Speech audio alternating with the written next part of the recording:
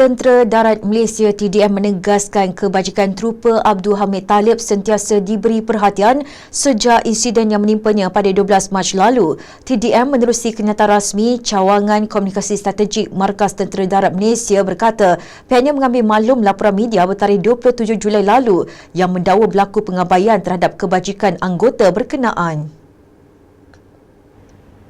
Jelas TDM, pelbagai usaha telah dilaksanakan bagi memastikan Abdul Hamid menerima rawatan perubatan terbaik serta bantuan kebajikan yang sewajarnya sepanjang tempoh pemulihan.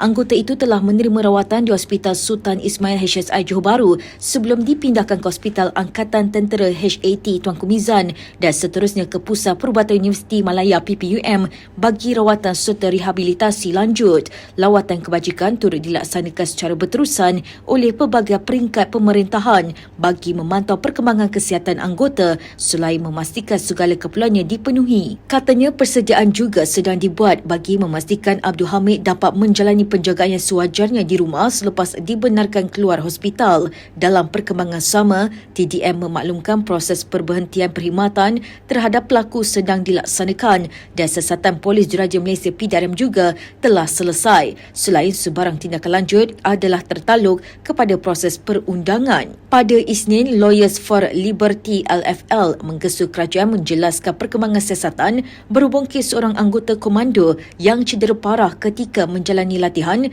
di Kem Iskandar Mersing, Johor pada 11 Mac lalu sehingga terpaksa menjalani pembedahan membuang sebahagian tengkoraknya. Peguam yang mewakili keluarga itu, Latifah Koya, berkata mangsa yang berasal dari Bum Sampurna Sabah itu dilaporkan mengalami kecederaan otak traumatik yang teruk sehingga menyebabkan beliau lumpuh ke keempat anggota badan.